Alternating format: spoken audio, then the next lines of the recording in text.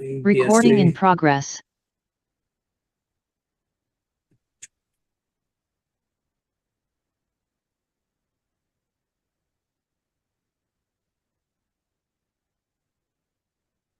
Might have been traveling.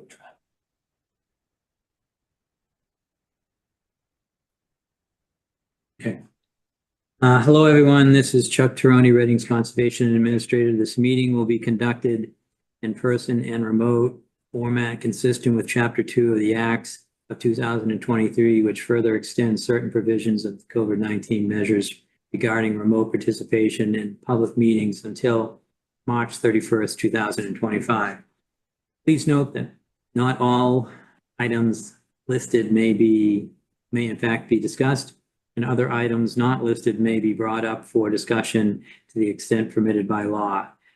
This agenda includes those matters which can be reasonably anticipated to be discussed at this meeting. Please note this meeting is being recorded. All materials for this meeting are available at the following link, which I'll provide in the chat after I finish the script.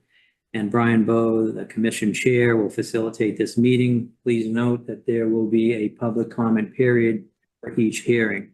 Each vote taken during this meeting will be conducted by roll call vote.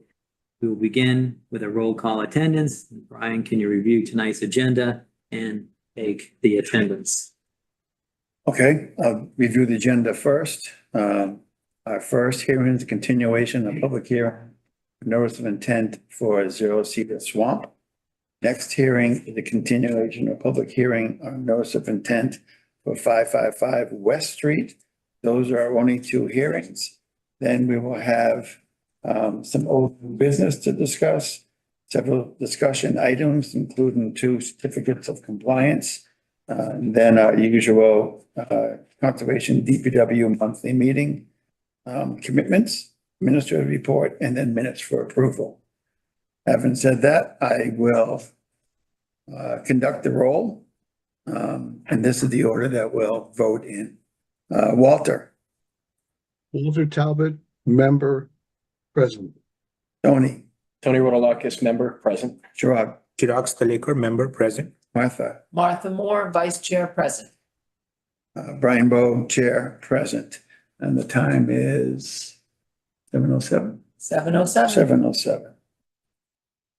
Okay, then that will bring us to our first hearing of the evening, Zero Cedar Swamp, a continuation. Chuck, is there anybody there you want to let in? Yes. Shona,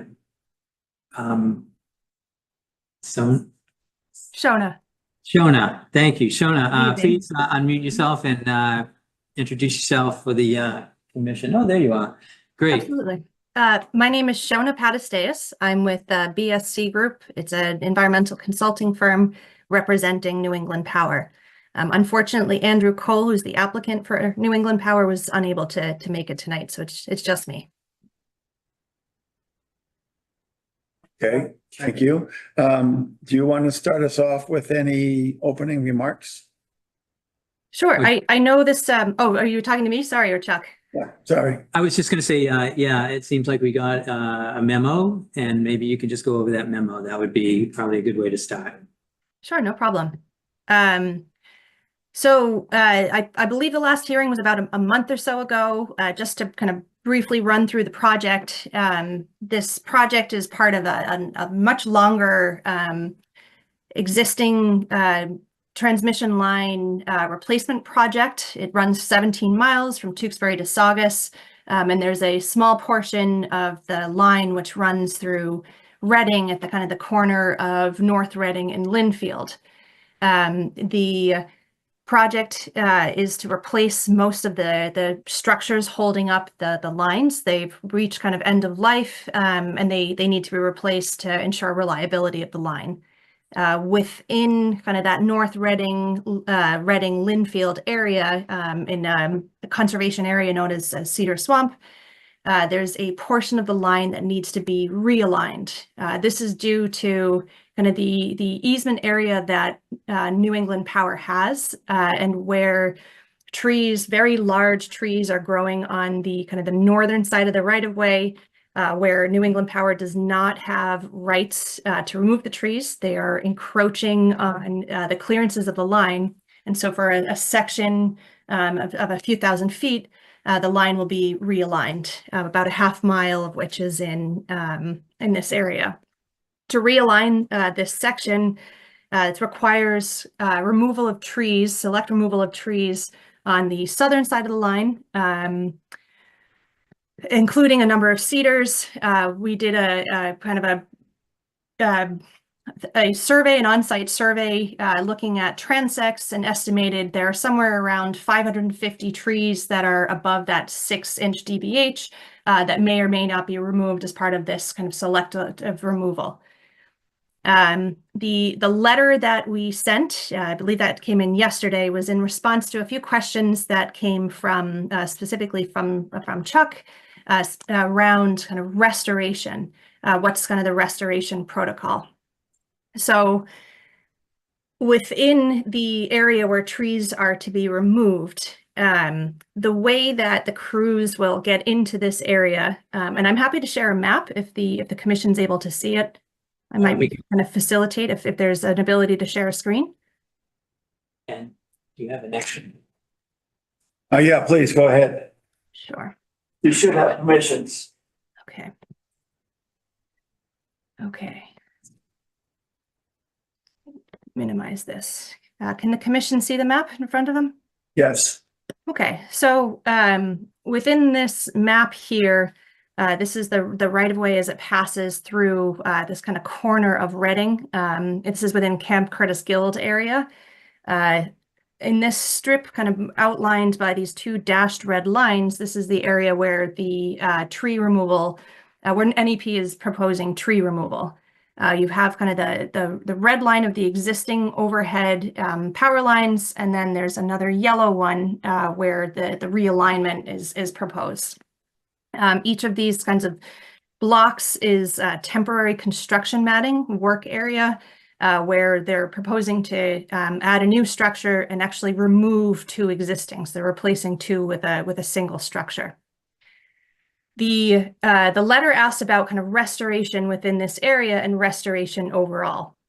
So crews will come in to the entire area is in wetlands. So there's no permanent access road, there's no permanent grading, no permanent fill proposed within any of this area.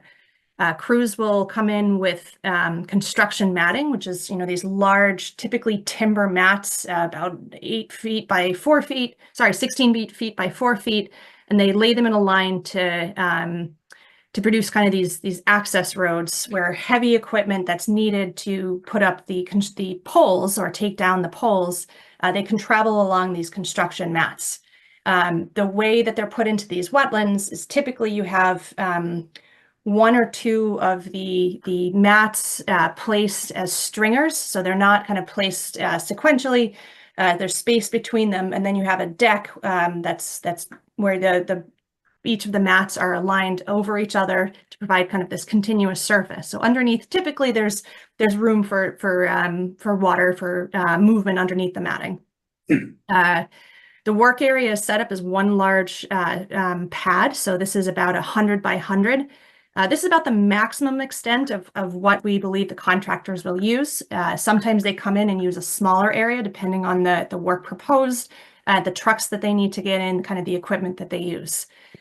The mats will go in at the beginning of the job. They'll come out, they'll remove the structures, they'll pour the foundations for the new structure, and then come back later, set up the steel tower.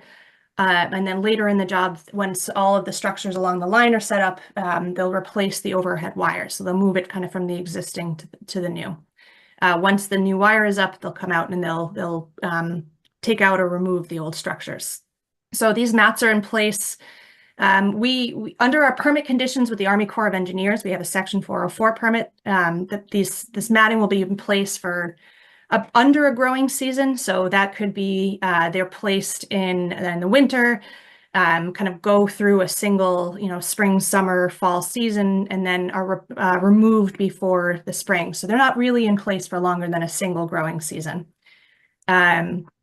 Restoration for construction matting typically consists of in situ restoration. Because the matting is placed directly over the vegetation and is only in for about a growing season, you do lose the kind of the herbaceous vegetation for the season, but come the next season, existing root, seed, stock, you'll have a full kind of restoration of that of the area underneath these construction mats. We are obligated under our permit conditions with both the Army Corps and DEP under our water quality cert to provide immediate post-removal inspections once they take the matting up, and a quarterly inspection until you do see that it's per permit conditions about 75% of pre-construction vegetation.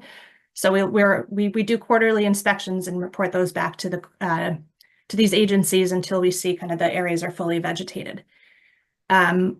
Most often you do see kind of that in situ natural restoration. In some cases, perhaps where a mat has kind of compacted into the soil a little bit, you may have, once the mats are removed, crews will kind of hand rake to loosen up the compaction of the soil. And in those areas, if you don't see the vegetation growing within a year or so, they'll apply a seed, put some straw or mulch on top of it. And then eventually that area will kind of grow up after about a growing season. So all of these sorts of in situ restoration conditions are within that letter, outlined in that letter. And so this is just for where we have the construction matting. With respect to this area where they're going to be removing trees, this one's a little bit different because with the exception of where kind of these construction mats for the work area kind of come into that existing tree line, the crews, the forestry crews that will come in to remove, the trees that are too tall, would be in conflict with the line. They will have matting on the edge of that forested edge, and they'll have crews kind of walking in. They'll have people using hand tools, or they'll have machinery that has a grapple that's able to kind of reach in and remove the fallen or the felled trees. So you don't see a loss of the understory vegetation. It's a very minimal footprint of work taking place within that woods. So I did want to show as well kind of what that understory looks like. So here's some pictures taken in May of that understory vegetation. So the blue markers on these indicate kind of the trees that are above that 6-inch DBH. So the crews will walk in, they'll remove these, generally by kind of chainsaw or hand tools. Any of the trunks that fall, we don't leave those. So we'll take those, put those in the back of a truck and take them off site. Maybe some of the brush, the leaves we'll leave on site to degrade naturally in the wetland.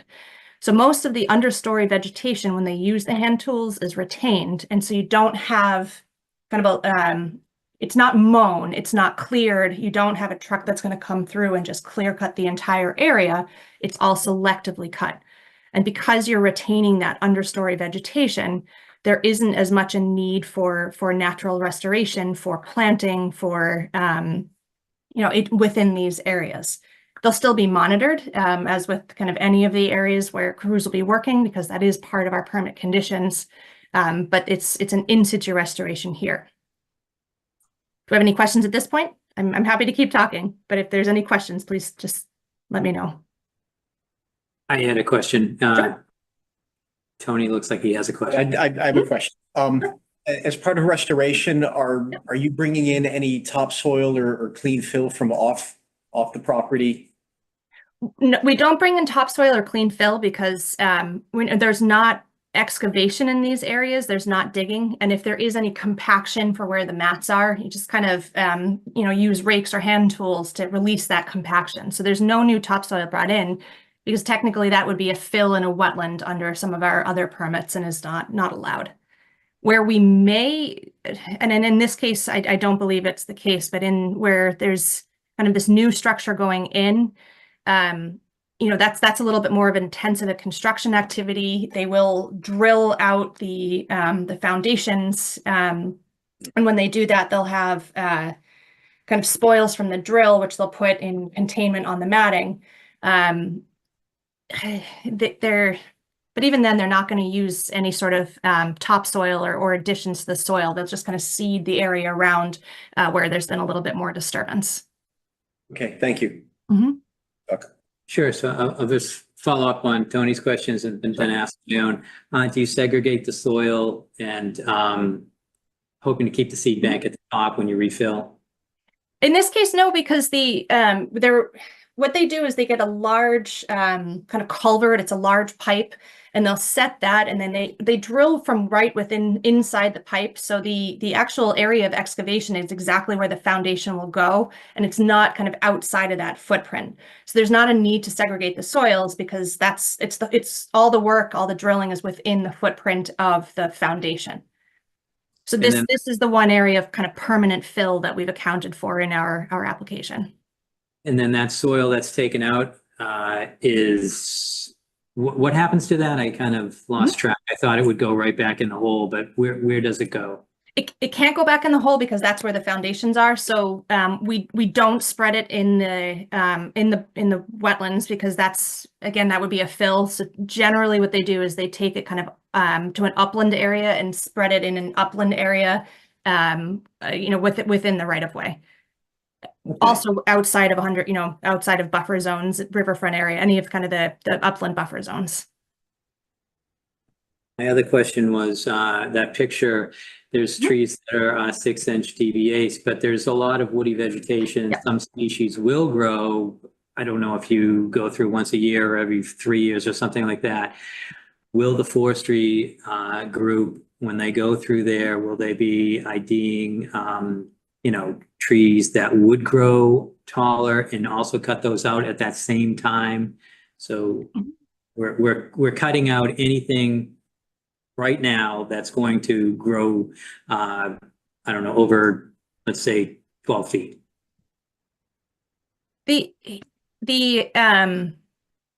So what they're cutting out now, the height of the trees that they'll remove it's not a fixed height. It's dependent upon, within that area, how close the tree is to the line, what species the tree is. So cedars are a very slow growing species. So if you have a 12-foot cedar, that cedar is not going to be in conflict for the line for, possibly decades. So they're not going to remove that cedar that's 12 feet high because it's not in conflict.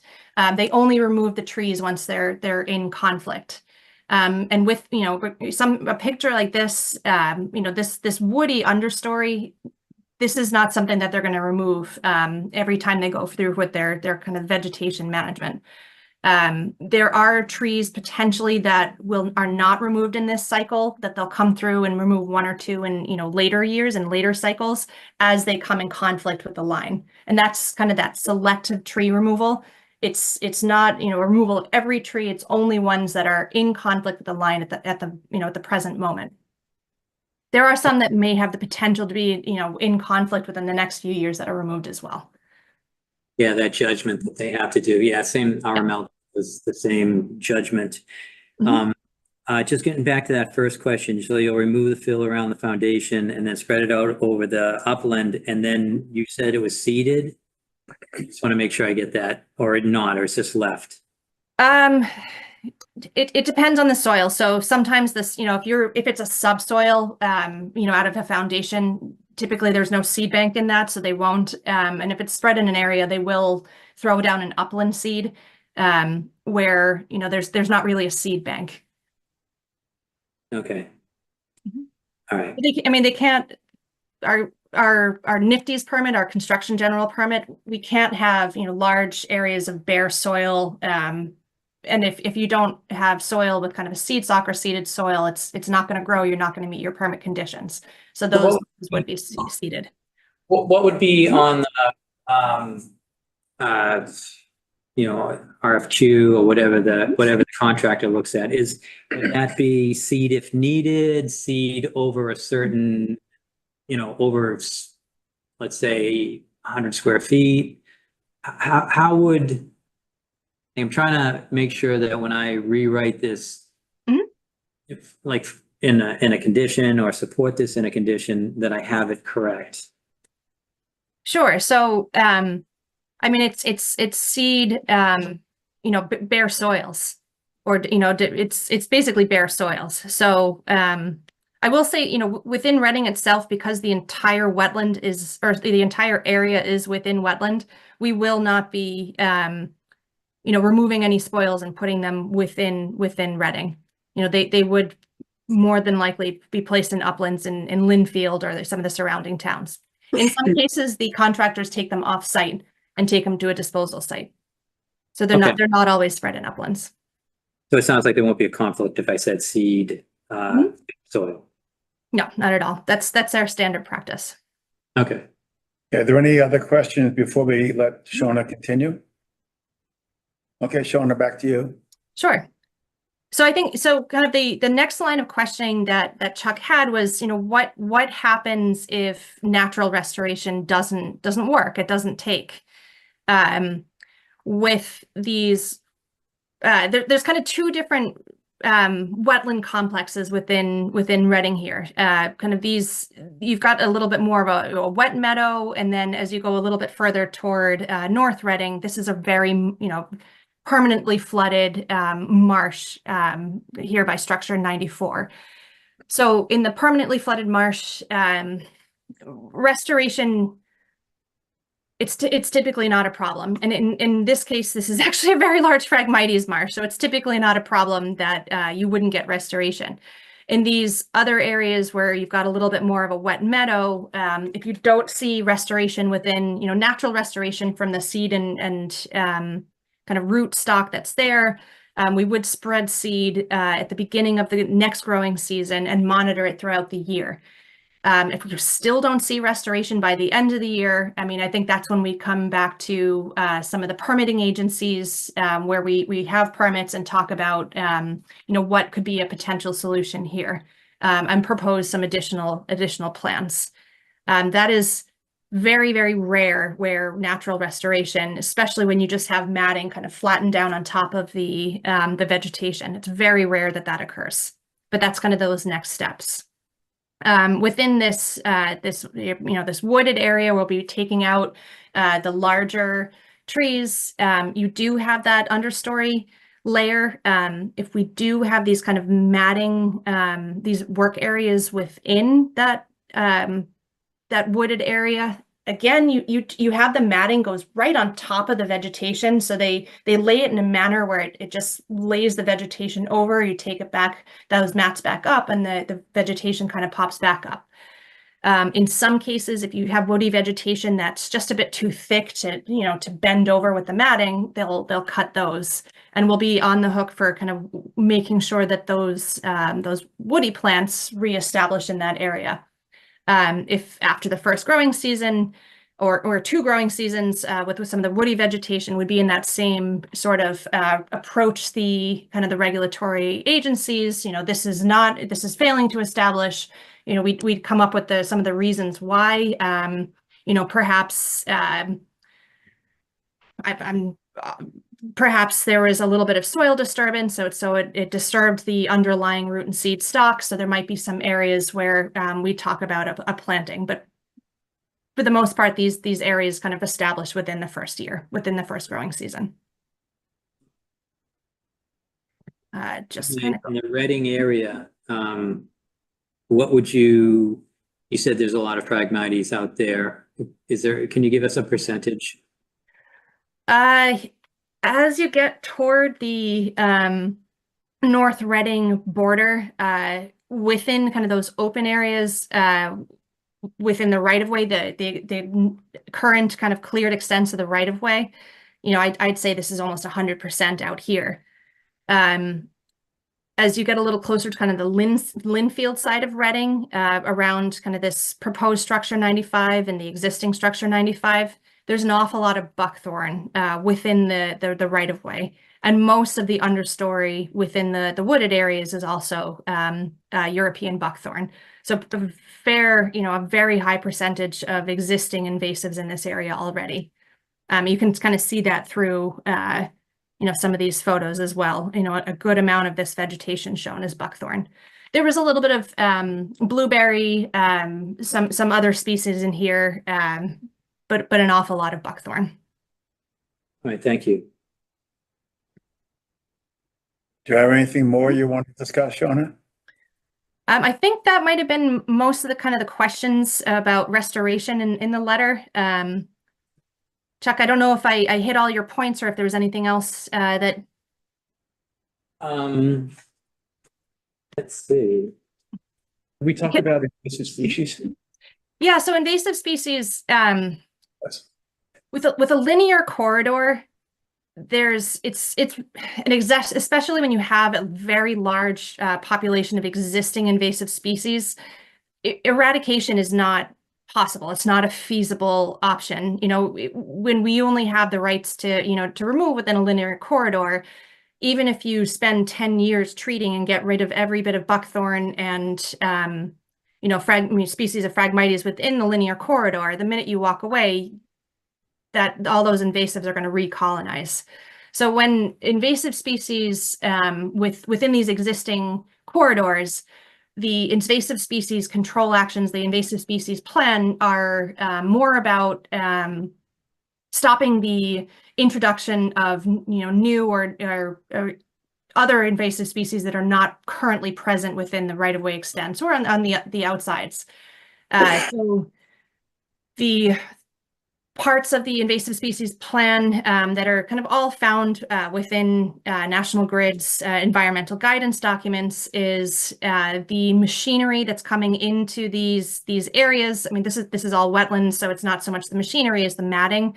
The contractor that's installing this matting has to certify that they have they're installing clean mats. So clean mats means there's no soil, there's no plant matter, there's nothing kind of hanging off of the mats when they put them into these areas. They also have to certify if they're moving mats from one location of the project to another, that those mats are cleaned off.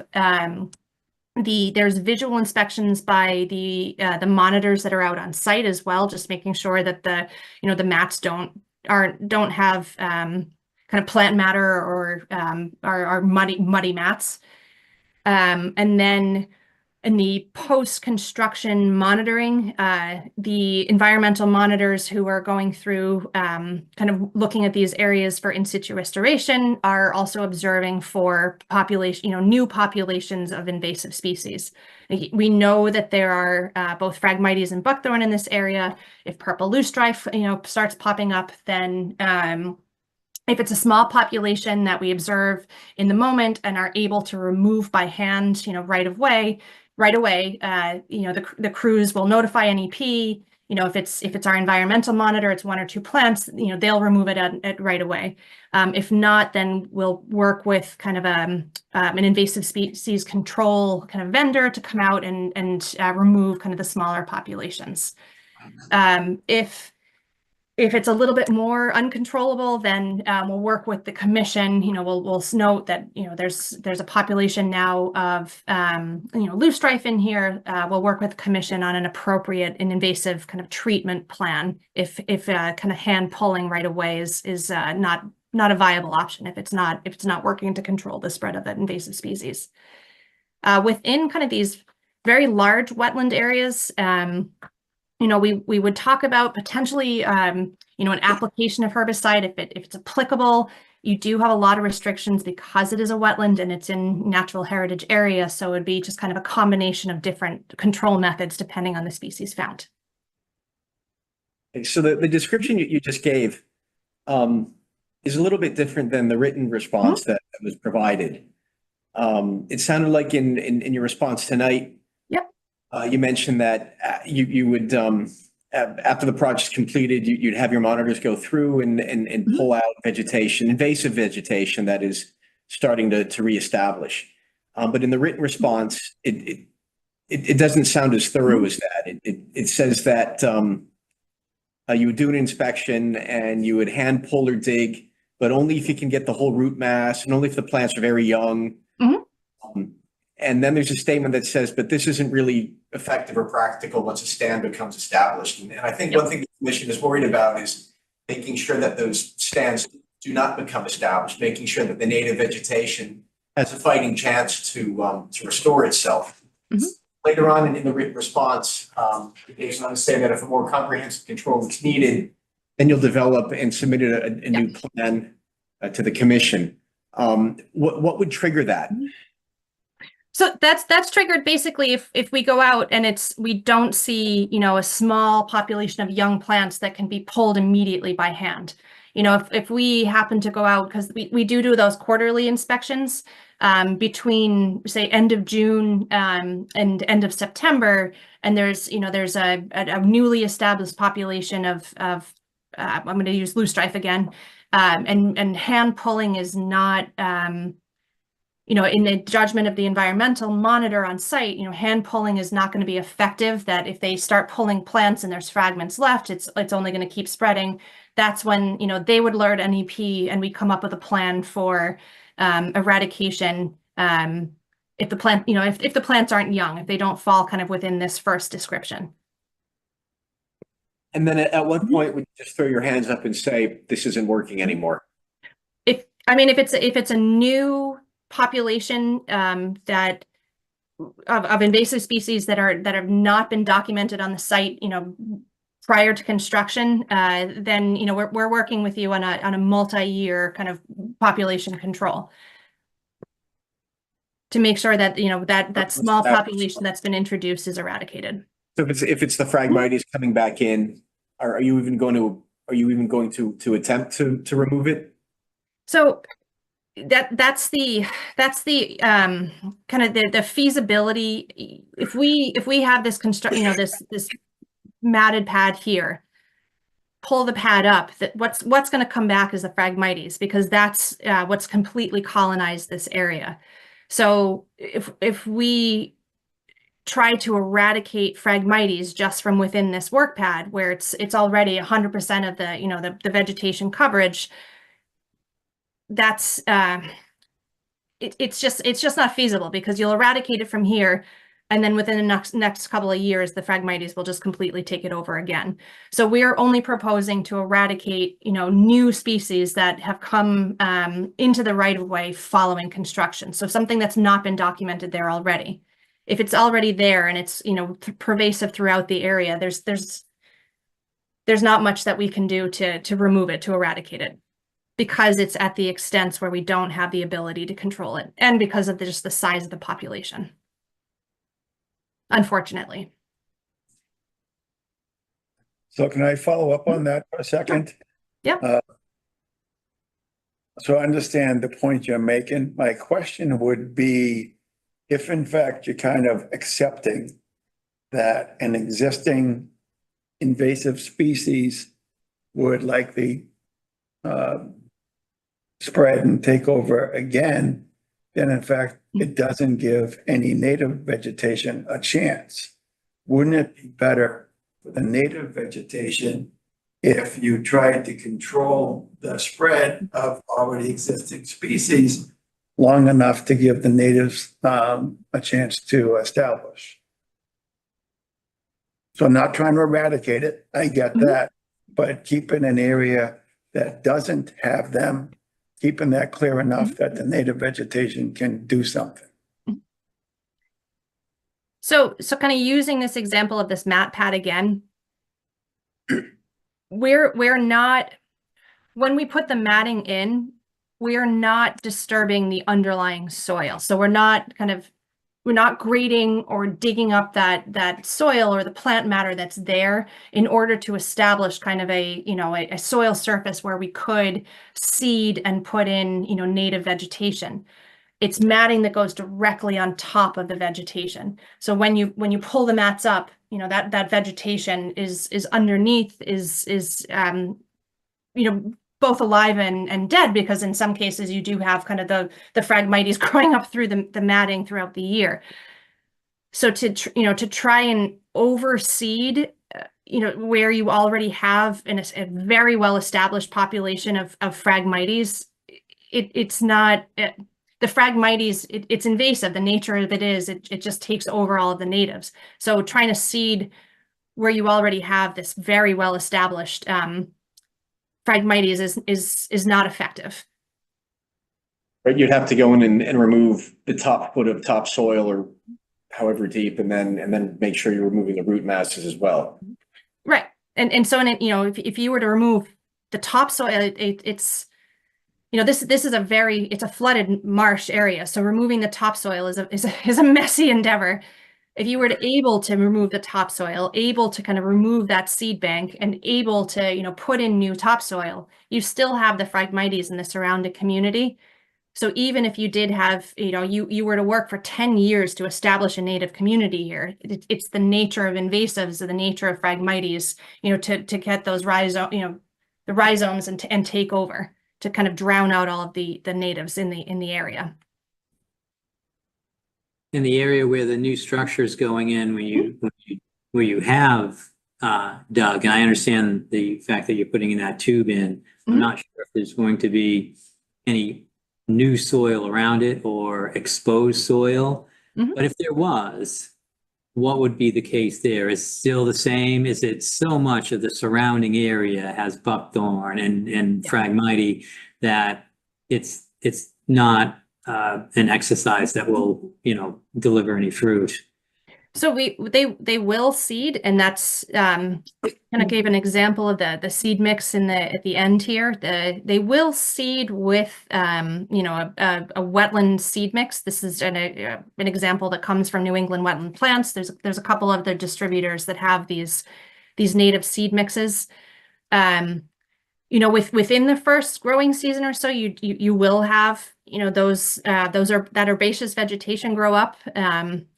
But the existing invasives that are in the area will eventually kind of take over at the base of that pole. So it's buckthorn and Phragmite. If anything else, that's going to be something that's newly established.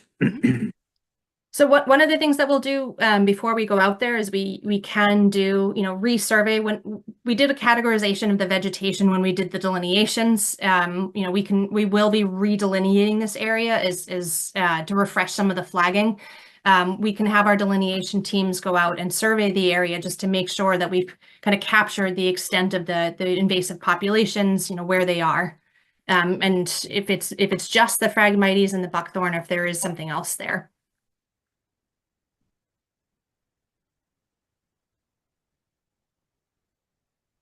Okay, I will have something to say later, but I want the rest of the commission to have first dibs, if you will.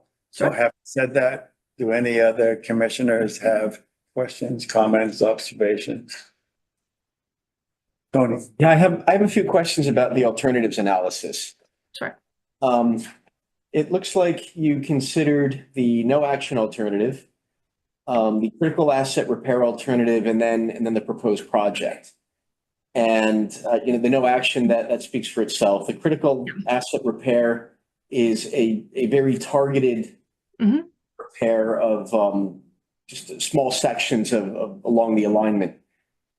It seems that there might be something in between that and the proposed project where you're not so much focused on the infrastructure itself, but limiting the impact to the vegetation instead of cutting all the trees that are above a certain height. Is there an opportunity just to trim that back a little bit, so to speak, removing certain branches that might be encroaching, rather than a wholesale cutting of an entire tree down to the stump? So they will selectively clear within this area. When we tagged out the approximate 550, that was an estimate of what's actually there. They're not going to cut all 550, and not just that, but they have the opportunity to create snags in this area. There is an opportunity in some cases to top some of the trees. That's possible with the cedar, to top it, and it has a few years of growing. There are some trees that'll be kind of on that outer edge that's still a tree, but because of the species, the current height, it doesn't pose a threat to the line. So it's not going to be a wholesale, they cut everything within there that's that certain height, but it is going to be most of the trees specifically on that kind of the map north side of the right of way. So there is some opportunity to keep some there, just to, to trim off some of the branches that might be overhanging. But the species such as the white pines that grow very tall very quickly and have they break and fall over, especially in a storm. They have a little less flexibility with those than they do maybe an oak, where you've got one overhanging branch in one direction and kind of one in the other. So it's very dependent upon what's out there and where it is. Do you have a sense of how this project, through changes of evapotranspiration, may affect the hydrology of the area in the short and long term?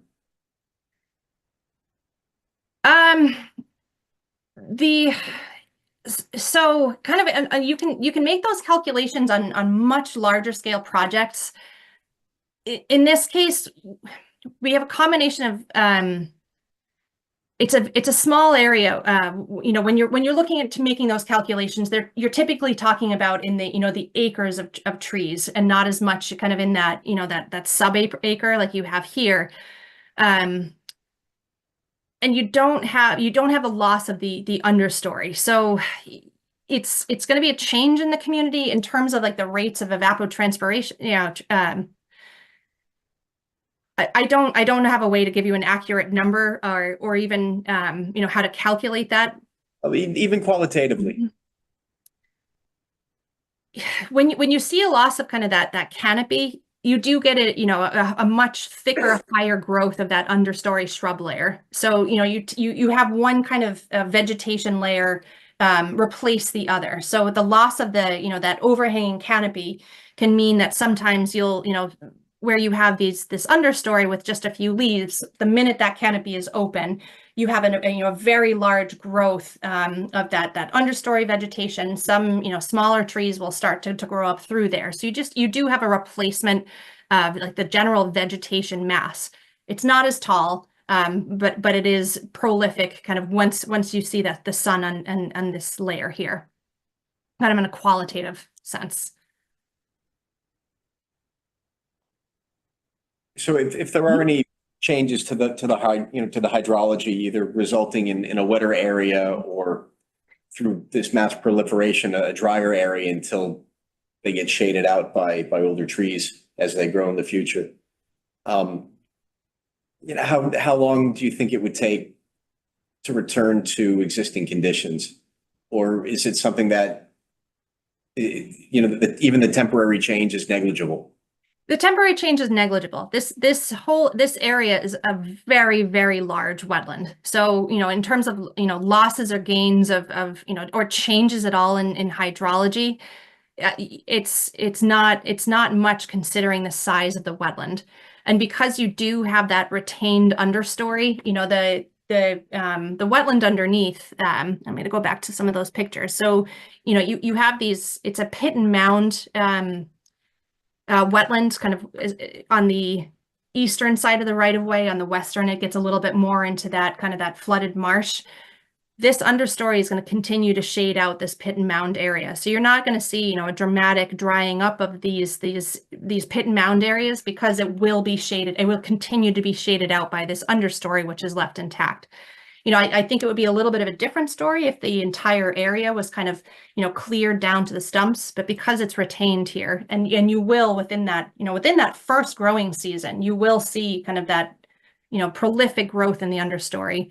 The shading isn't going to really change, on the floor of this scrub shrub area. And this is project experience on other sorts of projects where we've had this kind of similar case. This is what we see is kind of that explosion of growth on the understory.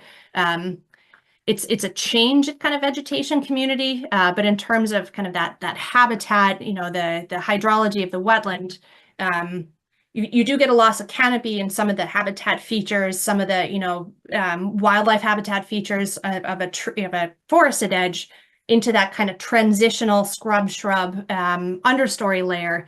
It's a different variety of food plants, a different variety of kind of cover for small animals. It takes one sort of habitat and changes it into a different one.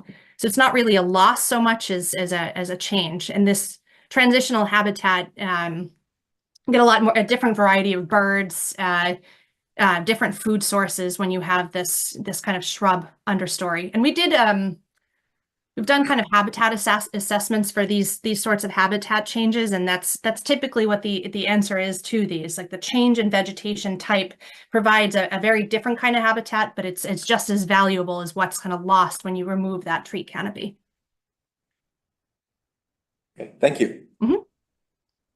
Anybody else have any questions? I have more a comment than a question is, I think I'm comfortable with where the matting is going to be put down, that it will restore to what was squished by the matting, that will come back. My bigger concern is that long stripe where you're taking out the trees. So I would echo Tony's thing of any trees that you can trim versus remove is good. Any snags you can leave is good. But I'm still concerned that that's a lot of trees being taken out and no mitigation for that, because as you say, you haven't really got any place to do wetland replication, for example. You know, that's the part of the project that I have the most problem with. And I would really like to see that part of the project maintained as richly as possible. And you say the new habitat is just as valuable as the old habitat, but I would be very concerned if the Phragmites and the buckthorn next door moves in and takes over that space. And we've opened up the sun and it can all come rushing in. I understand you can't get rid of the Phragmites under the mats that you've put down, but anything we can do to give the native vegetation a fighting chance where you're taking the trees out, I would like to see. Yeah, and you know, understood on the mitigation. Like it's understood that the loss of trees is, you know, it's not a small endeavor. You know, in terms of mitigation, you know, we're not losing a wetland. You know, the wetland is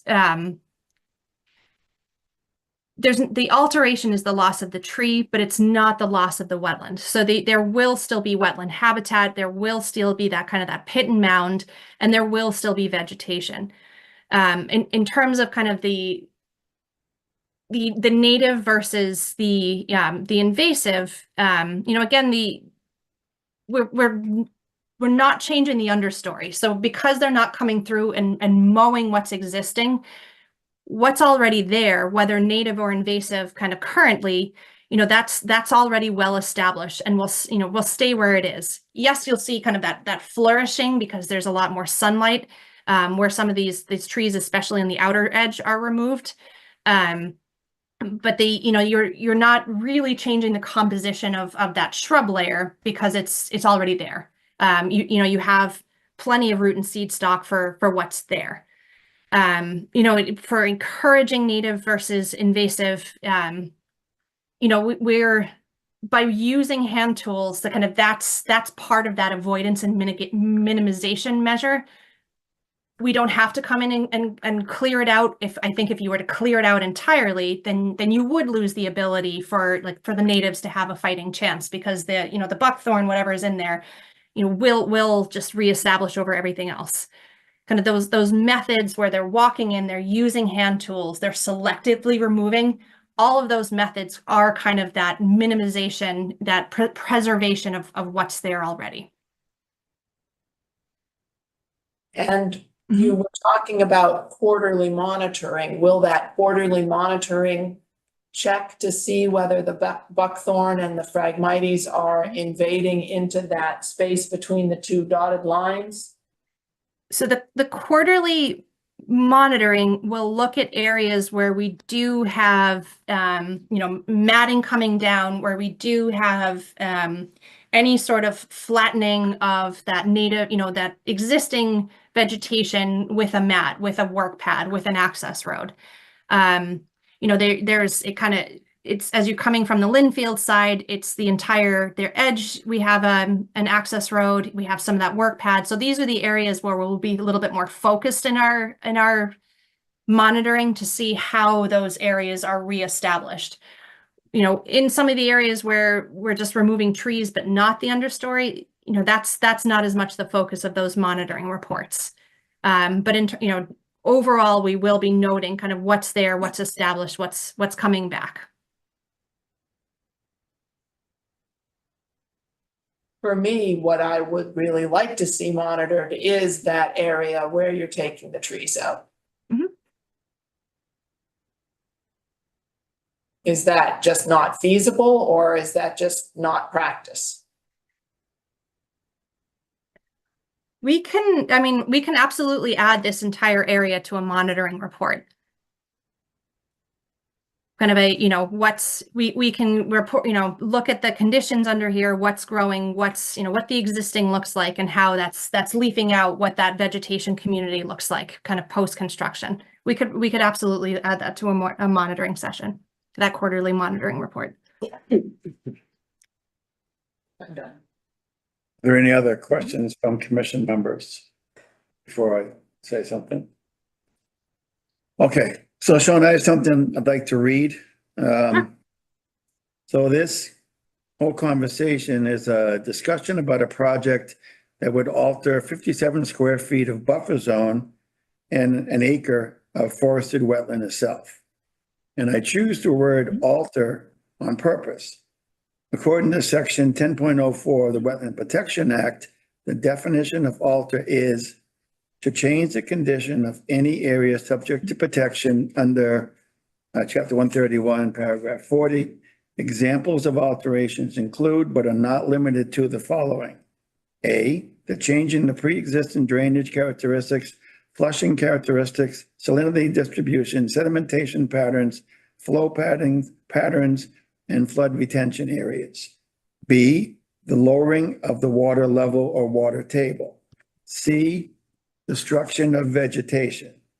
D, the changing of water temperature, biochemical oxygen demand, and other physical, biological, or chemical characteristics of the receiving water. And then there's a provision having to do with herbicides. So according to at least two of the four examples, and we're not limited to these examples, this project will alter the wetland resource itself. Oh, yes. Having said That's that, undisputed. Yep. having said that, we recognize that this is a utility project that supports the common good. We don't want to stand in the way of the work being done. What we do insist on is treating the removal of 550 or more trees appropriately. Your proposal does not provide for mitigation for these trees. That's what this commission is seeking. What we are looking for is some way to compensate for the loss of those trees, the protective cover they provide, the temperature mitigation they ensure, and the food sources they represent. Our first thought was the Shady Tree Fund, which is now off the table. However, there are other ways that National Grid has employed before. You may be familiar with the Lowell Area Gas Modernization Project from back in 2021. In that agreement between National Grid / Boston Gas and the Lowell Conservation Commission, you offered a contribution to the Lowell Parks and Conservation Trust that facilitated the planting of 3,000 trees around the city over a few years' time. An offer in a similar vein that would allow the Reading Conservation Commission to fill the mitigation role that you are not filling would probably be met favorably by this commission, although we would have to take a vote. There would need to be a few conditions and restrictions applied, but the actual wording could be finalized later.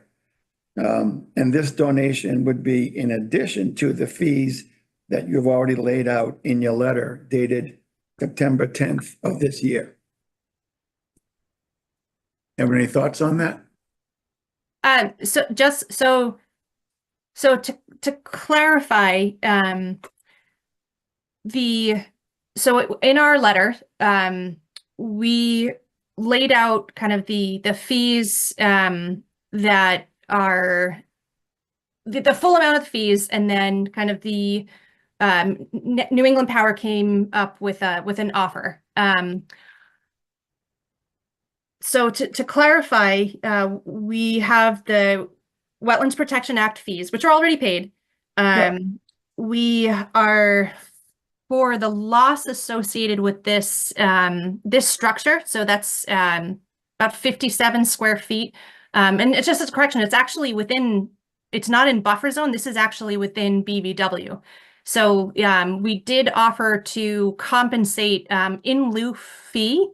There is no area within this right-of-way where we could replicate wetlands because the entire right-of-way in Reading is a wetland. So we offered an in lieu fee payment for kind of the construction of this of this structure, and that was totaled, I think, 11,400, based on the costs generally to replicate kind of a wetland at that 2 to 1. And I believe on top of that in the letter, we had talked about offering an additional, what was this, the additional amount for kind of the a bylaw filing fee. Is the commission saying that this is acceptable? Kind of the offer in the letter, with the kind of that additional over the 11,400 going toward tree plantings in the city or in the town? So what I'm saying is that if National Grid were to offer something to the Conservation Fund that we could use to do plantings in our jurisdictional area around town, to make up for the fact that you can't or aren't doing restoration as part of this project, I think the commission would look on that in a good light, although we have to actually vote. It's nothing we've discussed, obviously, that would have been, a violation, but I'm putting it out there as something that I think makes sense from our perspective to get the plantings we need. Sure. And at the same time would be something you guys have done in the past. Okay, so we did have, we'd proposed that, we haven't changed the compensatory mitigation fee, but we did propose that, that 24,750 as a kind of that permit review cost, but that could be the, so you're saying like that could be that, for the commission to use to plant trees within the kind of within the area. So I'm saying an additional separate amount that would be targeted for use by the commission for planting trees in our jurisdictional area, that we would have control over where, when, what kind get planted. And that on top of the things you just enumerated, I think is something that we would consider strongly. Hang on, Chuck has something to say. So so I understand that there's the tree fund, which won't work in this case because Brian is asking for any additional donation. And I guess the letter that we found at Lowell kind of says it all. We would like to, and I don't know if that 14,000 was able to pay for all the trees or all the disturbance that happened at that project, but I think that it probably went a long way. So we have funds that the commission's in control of, and with a statement by BSC or NEP on the contribution saying that it could be up to the commission for trees, for tree work within the jurisdictional area.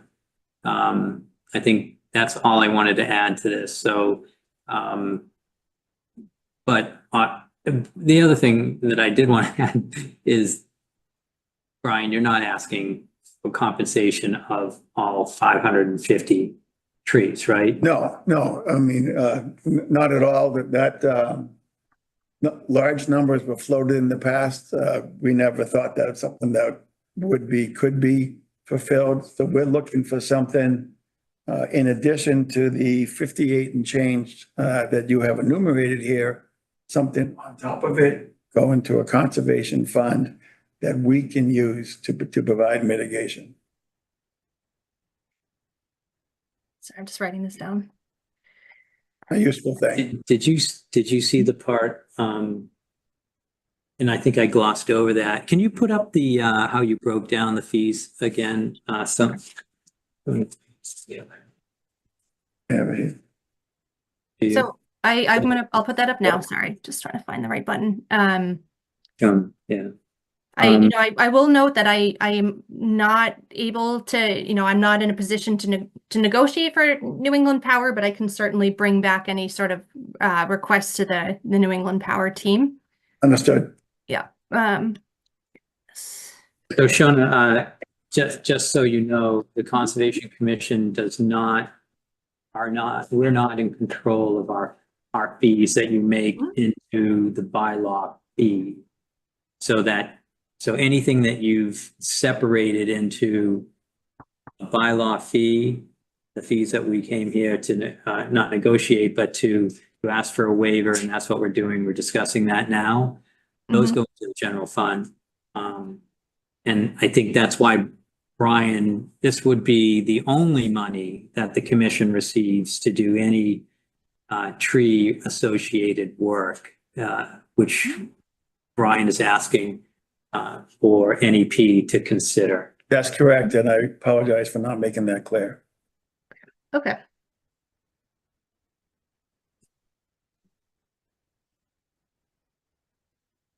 Okay, I will bring that back to New England Power Company. I'm sorry I can't provide an answer tonight. I understand. So let me just make sure I understand this. You've got the 24,000 and some permit review costs. That's sort of a flat amount that goes to help pay for Chuck's salary and other things related to that. But you've also got the reduced bylaw filing fee at 50 cents per square foot. And are you saying, Chuck, that is going straight into the general fund? So that reduced 50 cents per square foot filing fee is not something. So out of all of this money, the only thing the Conservation Commission is allowed to be in charge of is half, a little more than half, $12.50 above the half of the $500 that is paid to the state fees. The rest will go into the general fund. And I also think, so that we don't sound like people are going to say, well, 54,000, 58,000, blah, blah, blah. The fees based on our, it also says it in the letter, the fees total up to $626,000 if you followed our fee schedule here. Now, again, everyone agrees a reduction should have been made on that amount of money. This is a utility project. It's for the public good, all of that.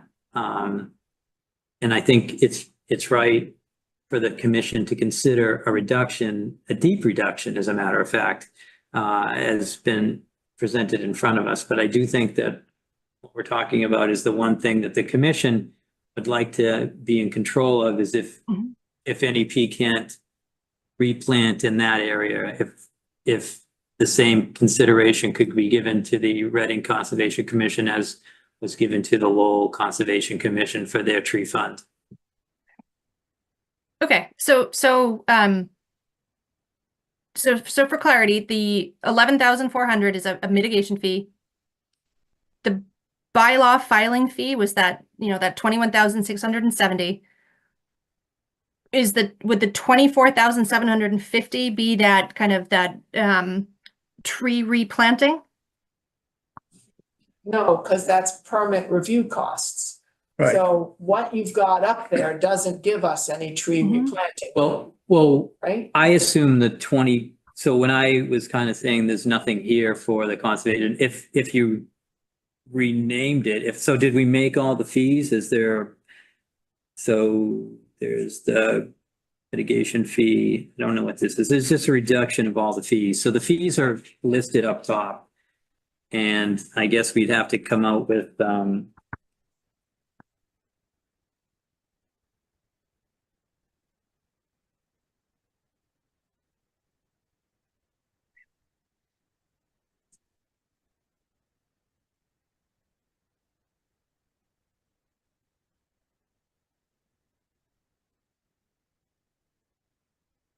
So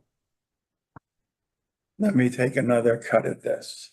So the table at the top of the page where you list the fees, that is a listing of our fees if they were paid in full.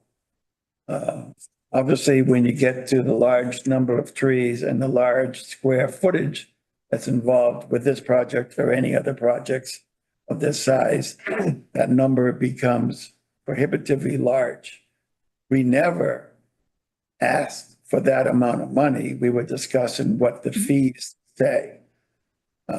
So in light of the fact that those numbers are so large, in light of the fact that this is for utility, we certainly want to be open to a much smaller number.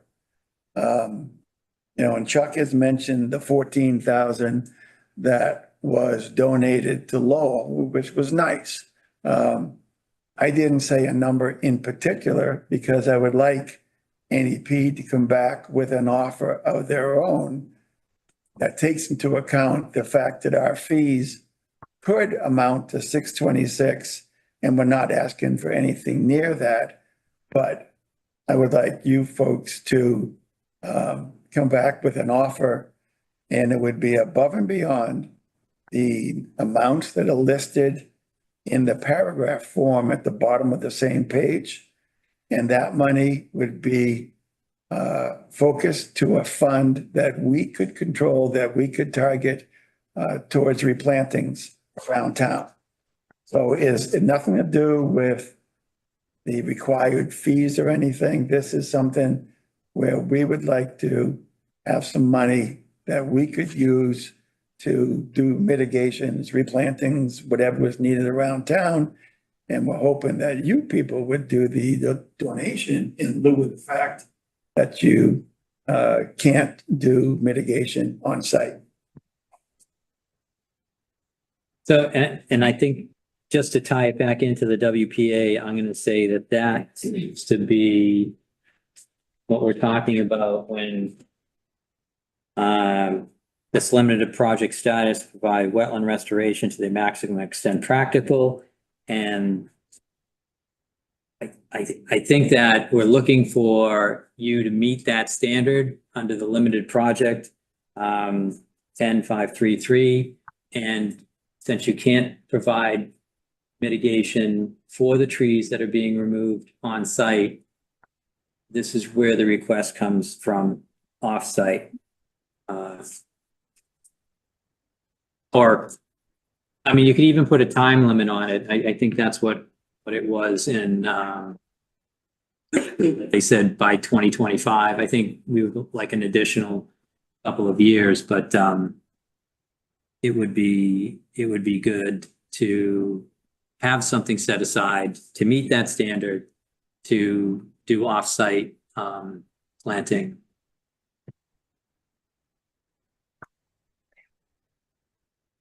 Okay, I will take this back to New England Power Company. Thank you. So having said that, it's clear that this project probably should be continued. Do you agree with that? Yes, that's the 25th. If that's when you thought you could have an answer by, that would be great, yeah.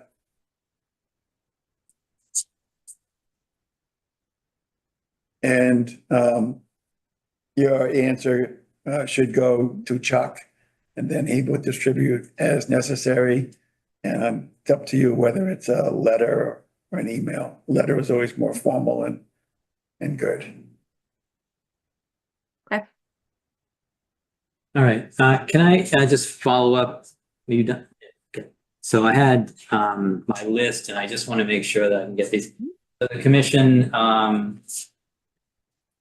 would like to condition this area as a herbicide-free zone. Do you think that would be a problem? So the vegetation management that will go forward on this right of way and is currently performed on this right of way is actually I have these written down. There's a couple of different kinds of regulations that go through rights of way management. The primary one is actually through the Department of Food and Agriculture. It requires that New England Power, kind of Greater National Grid, has a vegetation management plan that lays out when they will and won't use herbicides. Herbicides generally, in some cases, they are allowed in wetlands. Depends on the species, depends on the wetland, what else is there. So the right-of-way will be managed in accordance with that vegetation management plan. It's a 5-year vegetation management plan that is sent to the Department of Agriculture every 5 years, renewed every 5 years. It's also subject to components of the Wetlands Protection Act. It's 310 CMR 10036 that goes through herbicide use. So in general, like we will be following vegetation management plan, their cycles, their kind of yearly, every 5 year, every 10-year cycles. In particular, this area is a flooded wetland and it is within a natural heritage species area. So there are very heavy restrictions on the use of herbicides through that vegetation management plan and through the regulations for rights of way management. There may be select applications where herbicide use is warranted in this kind of a wetland. I can think of like with buckthorn, you cut the stem and you actually use like a little dabber to dab herbicide on buckthorn. I'm not saying that we're going to be going through and treating buckthorn, but just generally, like it's not absolutely restricted, but in this area it would be heavily restricted and not likely that New England Power would use herbicide. But the regulations kind of are through Department of Food and Agriculture and the Wetlands Protection Act.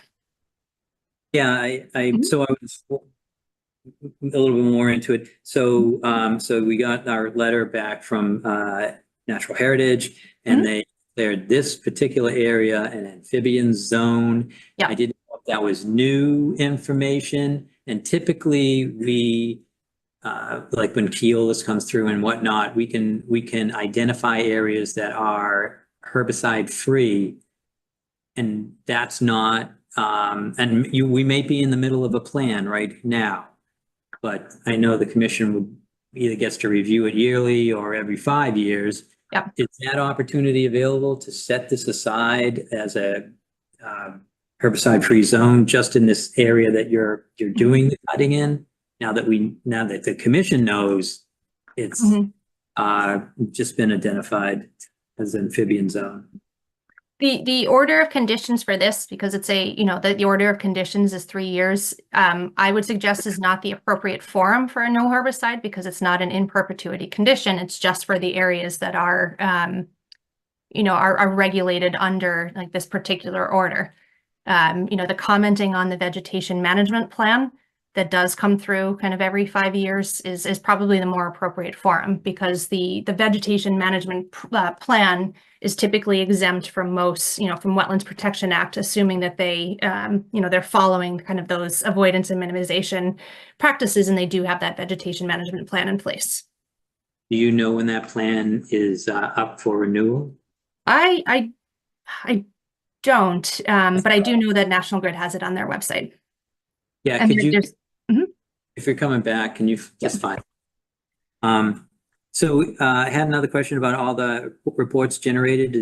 We would ask that you send those to the commission, myself, or whatever. So that's okay. So the Sorry. monitoring reports, I'm sorry to interrupt, do you mind? But the monitoring reports, you know, our teams will generate a single monitoring report that's for the entire right of way. So if they're working in, you know, Saugus or Tewksbury or Wilmington, the report covers kind of all areas inspected. And it you know, it may or may not be within Reading within a particular a week, depending on kind of when the crews, when activity will be within Reading. Would you prefer kind of have a monthly, you know, compilation of the monitoring reports when the crews are within Reading, or you know, be CC'd on all of the individual inspection reports? No, I understand. No, monthly would be fine. Okay.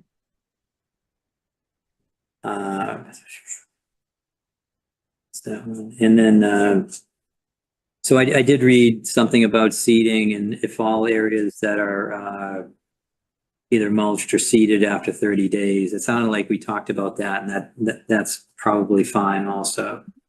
And then it talked about if there was topsoil. It doesn't seem like that would happen here, but so the topsoil documents, there would be a discussion between BSC and NEP and their environmental people. We don't want to be part of that discussion or choice, but just to send us that information. Mm-hmm. And then there was a comment about fertilizer, and I was going to say that should be prohibited in this area. And if that's okay, then we'll just leave it at that. But if it's not okay, explain why you need to use fertilizer. We won't be using fertilizer. Okay, great. That was it. That's all I had. Okay. At this point, then I need a motion to continue this to September 25th. This is Tony. I move that we continue this project to September 24th. 5th. Sorry, September 25th. I knew something I didn't. Sergi. I'll second that. Martha? Walter Talbot's in favor. Tony Rodolakis in favor. Chirag Stiliker in favor. More in favor. Brian Bowe in favor. Okay, Shona, Okay. thank you for taking all the time tonight and all that great information. Appreciate it. Thank you, Shona. Thank you for your time. Thank you. Thank you. Okay. Then the next hearing is a continuation for 555 West Street. The applicant has requested a continuance until September 25th. We need a motion for that. I move that we continue 555 West Street to September 25th. I'll second that. This is Martha. Walter Talbot's in favor. Tony Rodolakis in favor. Chirag Stiliker in favor. Martha Moore in favor. Brian Bowe in favor. Okay. That's it for hearings tonight. We move on to old new business. Violation notices. Is Michael Rivers present? He said he'd be available after 8:30. After 8:30. We seem to get here too fast. So this is for an update on the status of 445 Pearl Street. So when Michael gets on, we can come back to that. I think in the meantime, I'll jump down to discussion items and I'll cover item 4 quickly, which is certificate of compliance for 52 Loannis Drive. Martha and I went out there for a site visit, but more than a site visit, it was to work through the replacement of the trees, moving them around to a more appropriate pattern. We met with the owner who came out there with us, and we talked through the process that we were working against. All understood. We marked stakes where we wanted trees to go. We put corresponding markers on the trees to be moved. So they'll move the tree mark number 1 to the stake mark number 1, for example. It won't get the full distribution that we had talked about in the beginning, but in general, it's 12, 15 feet or more. Some places 23 feet. So it's certainly an improvement over the straight line of trees that was there before. Bob said he was going to try and have his people do it. I think it was this week, but it would depend on their availability. Either way, we can't do anything about it tonight because we need a certain period to show survivability. So at this point, it's just an update with no action needed. And out of the 16 trees that they planted, alternating maple oak, we suggested moving 5 and leaving 11 in place. Good point. We would have preferred more spread out, but it's a balance of survivability of the trees. The fewer we had to move, the more likely they would survive. So we moved a couple back towards the wood border and 3 up into the open space in the, between the 25 and the 35-foot line. So And the applicant was happy about it. he seemed to be. He seemed fully on board. He was official number writer on the markers, so. Anyone from Hancock show up? No, just the 3 of us. So it seems like how you left it was the trees will be moved and 1 year of review for survivability, a year from whatever day they're planted. And we're notified, commission will go back out. I mean, apparently it would be about this time next, whatever, next year, and issue that certificate of compliance. Think so. Are you That's the comfortable plan. with that? Now, if that's the plan, that sounds fine. Yeah. And he's aware that a certain percentage need to survive. In fact, he said that he was told by Hancock, that's why they planted so many on the assumption that some wouldn't make it. Yeah. It's a good segue into my, a request that I had. So I wanted to, I did notice as I was like reviewing orders of conditions and writing them up for people that are doing mitigation projects. I was wondering if we could decide and agree on what would be the percentage of trees and shrubs that would survive and understory herbaceous vegetation after the 1, 2, or 3 year period, whenever it is. So I've heard that a lot of towns use 100% for the trees and 80% for shrubs and herbaceous. And that would be my recommendation. If you wanted to accept that, I would make sure that that would be in every order moving forward. Or you can do what you've been doing, which is when we're doing mitigation, you just come up with something, but if consistent is easier Consistent is- to remember and Those and numbers follow. sound good to me. Anybody have any thoughts on it? So that's 100 for trees 100 and for trees, 80 for. Shrubs or like, I don't know, like ferns and like, ground cover. So ground cover would have to stay sufficiently covered at 80% level. Is that 80% survival of individual plantings, or are you looking at it as? Altogether, coverage? package. And the trees should survive. I mean, trees are more expensive. I think everyone, even the person that planted them, would want them to survive after 3 years. So. Yeah. 100% on the trees, and then commission's out of it and they have a good chance to continue on. No, I think that makes sense. And if we're using it for mitigation, it's probably more important that they survive. Yeah, that sounds good to me. I think we've done 80 and 100 for some of the other. It's come up before. Yeah, But I saw one that was 60 and 80. that seems low. It does. Okay, so yes, please put that in there. Okay.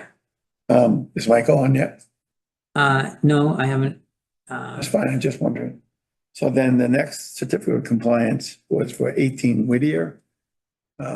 Went back there, met the contractor. and talked over the ground cover situation. He has since planted the ground cover and sent pictures to Chuck. So at this point, I'm in favor of us voting to have Chuck issue the certificate. Any thoughts?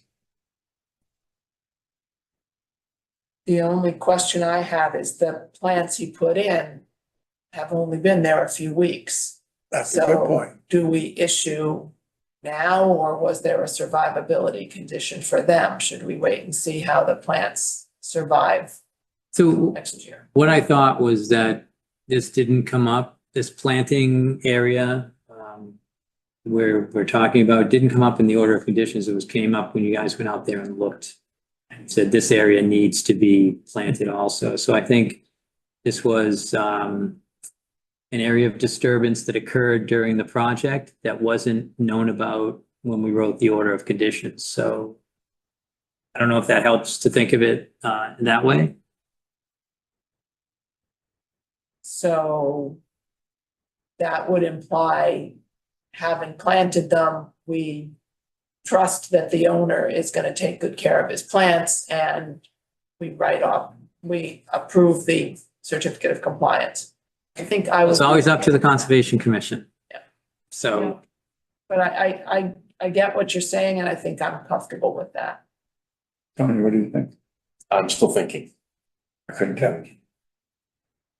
I'm okay with it. My only concern is does this create a pattern where in the future, someone could willfully leave out an impact area as a way of short circuiting a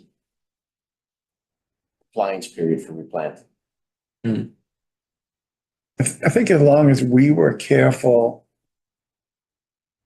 in being sure that the planting plan covered the appropriate area, and we're getting more and more to a consistent view of that, I think that would be harder to pull off.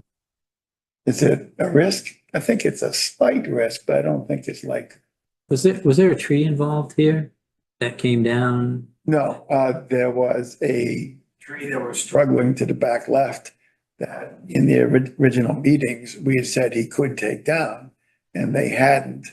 But he was glad to know that they could. Yeah, this wood chip area is to the back right, and maybe the ground was disturbed when they put the new vinyl fence in. I think it used to be a garage. That's what he meant. Oh. If you go over far enough, yeah. That's the one where we dug the foundation on. Yeah, Dug down to you're the right, there foundation. was a garage on that side of the property.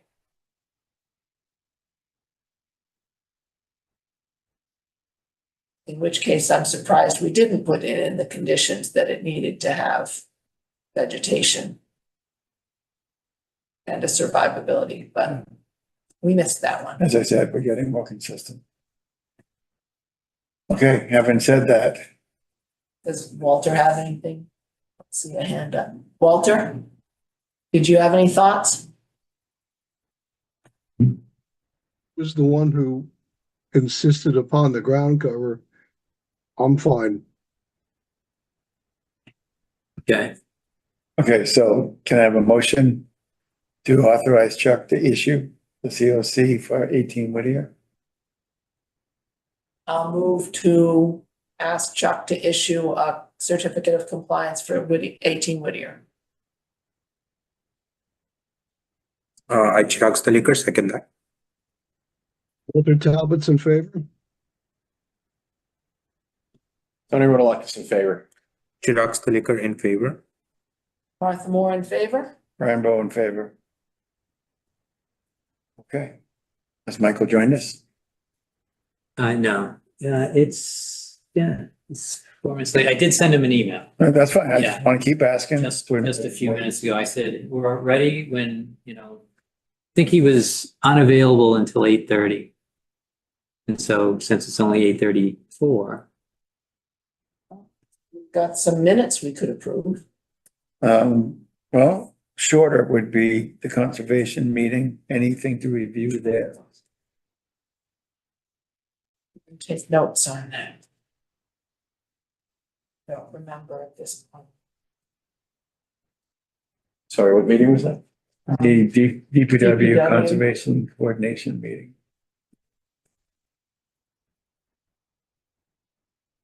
That was on election day. September 3rd. I didn't have any notes from it. Oh. Do you remember anything? Nothing significant. Do you remember anything? Yeah, so Michael's here. So this was the one that Mike Hannaford wanted to make sure that the chairs of the Conservation Commission knew that in the pollinator garden across the field from the pollinators, like it's a football field, so the other goalpost, the pollinators over here, that Phil Perkins, who's been doing all the work on the pollinator, noticed some pretty aggressive invasive species out there, and he asked that we got them mowed down prior to them going to seed. And so that was all fine, and that got taken care of. But I think that Mike wanted to bring it up just to make sure, because you had wanted no mowing within the Castine Field area. That actually happened before the meeting, but you're right, he brought it up kind of as a review. Yeah. And weren't we talking about whether we could get some soil for Phil Perkins to plant more pollinator plants in that area where they didn't survive? We were, yeah. So anyone who, all of our audience, which is basically RCTV, and Michael Rivers is here too. So the DPW said, you know, I asked for three things. So when I asked for Phil Perkins and I asked for this new pollinator garden, I said, Phil Perkins has discovered that there's 4 inches of topsoil and under that there's stone. And every time he's trying to dig, he's got to take out 25, 30 stones out of these holes just to get them deep enough so something will grow. And he just can't do that. And so he asked, well, can we do a couple of things? So what we decided on is if the town has a turf conditioner and it could chew up the grass. And we asked for that to run over this area that's about 6 foot wide by about the whole length, the whole half circle of the back of that. Yeah. Yeah, I don't know if that's 70 feet or 120 feet or something like that. So to chew that up and then to bring some soil from the compost area and dump it off and just spread it out. So there's another 4 inches on top of the 4 inches that's there. Phil felt like that was acceptable. But the DPW is very busy and they have their own projects too. And so we were only able to convince them to drop off soil In piles. in piles. And so I've kind of left that there, but I am trying to run into people that have backhoes and machinery that would spread it out for us. And I have a few in mind, but I haven't run into them. And because I think it's just too much for like someone with a wheelbarrow to do. I mean, even if I got some volunteers out there, I mean, So what I was wondering if 10 or 20 yards of soil. convince them to dump it into more smaller piles so there'd be less distance. Yeah, let's dump it into, yeah, Well, yeah, okay, you can take that to an extreme. I'm yeah. talking about not 1 or 2 big piles, but No, I think that's what I was thinking there would be. And again, you know, can't be crazy, but yeah, if there was like 7 piles out there, then it's easier to rake out without having easy to to. rake out. So, but we're still looking for someone with I don't know, with a green thumb. You going back to Summer Street? Summer. Oh, I don't remember. I did reach out to somebody once who Actually- said they had it. And then when I called them up, they thought that we would pay them. It was just a miscommunication between the dad and the son. And the son was really angry that I even asked. So Summer Street, he actually has an all. Not something that would spread it out. So, And I think also there was some conversation about how often it gets mowed and the equipment getting stuck in the mud. So if we don't mow Castine Field as often as they used to, they have to use heavier equipment and it's harder. Right. But they're because gonna if you try don't one mow more it, time. It stays wet. so it's muddier, so the equipment they use is more likely to get stuck. If it gets mowed frequently, it's drier and they have more options. I think we solved that though. I think that the comment was it is wet. Well, hell, sorry, everybody. Well, heck, it's a wetland, okay? It shouldn't be mowed. It shouldn't be anything. It should be left alone. But, this is the agreement that we've been living with for many, many years. So will continue on and it has to get mowed. So the chairs, I came up with an understanding, I offered it to the chairs agreed. We just told the DPW anytime after, what was it, September? Yeah, Anytime from September on, they're free to cut anytime that's dry enough or they feel like it's dry enough. So that should give them sufficient dry days to get out there to not sink in. right, see, and they cut it because in the wintertime, that's flooded and used for skating. Yeah, And if you let the plants grow, obviously Yeah, skate on. skating is not as good.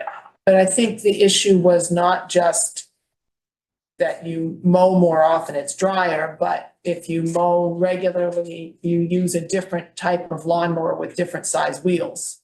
And if you only mow once a year, the grass is taller and you use a flail mower that sinks in more.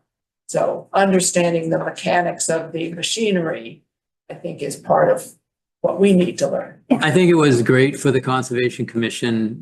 We've been getting closer to all of our groups and recreation, trails, town forest, all that. And just knowing recreation, I was able to ask them what's going on with Castine Field.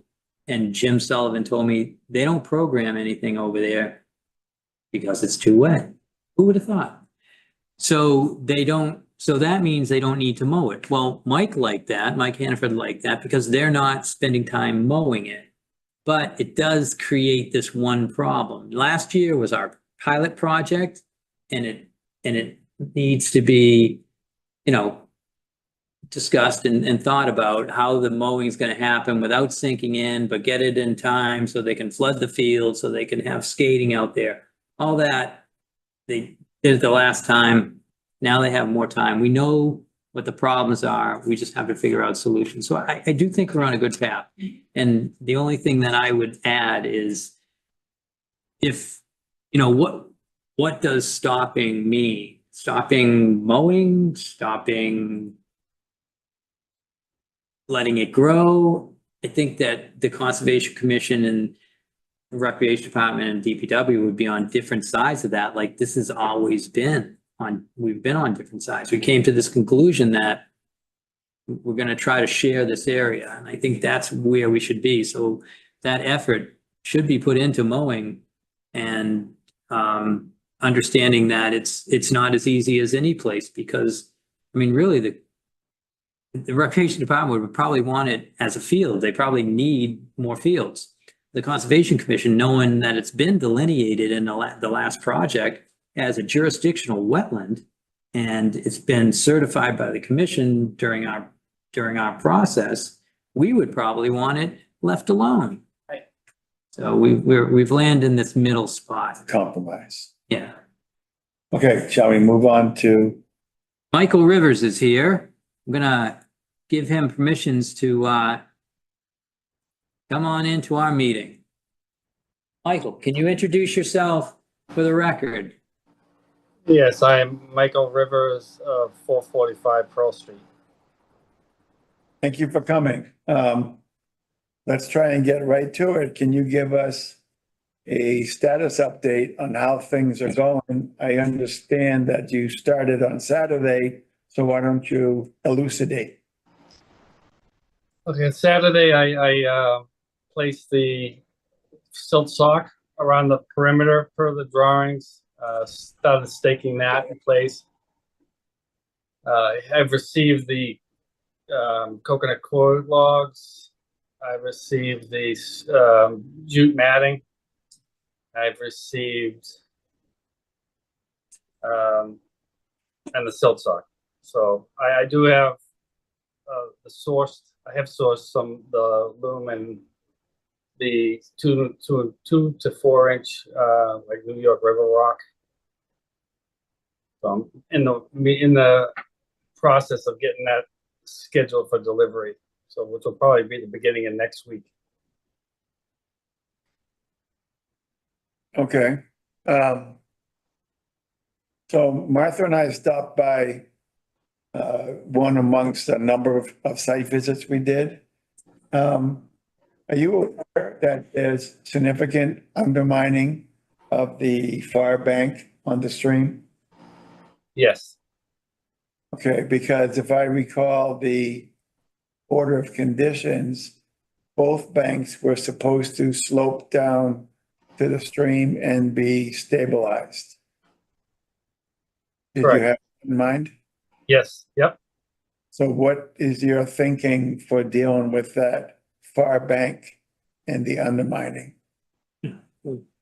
Well, the base, the stream bed, it will be located per the drawing, shifting back over towards or south slightly to match the drawing, and I believe the northern bank is a 2 to 1 slope, or 1.5 to 1 slope, and the southern bank is either a 1.5 to 1 slope or a 2 to 1 slope. So when we were there, the stream bed was dry. And that allowed us to see at the bottom, there's some fairly large rocks. And judging by where the rocks are and where the scouring is, it is likely that the scouring is happening because the water is surging over those rocks in periods of high velocity, which means that the undermine is going to continue to happen. So I think it's going to take some thinking to actually manage to get a stabilized slope on the northern side.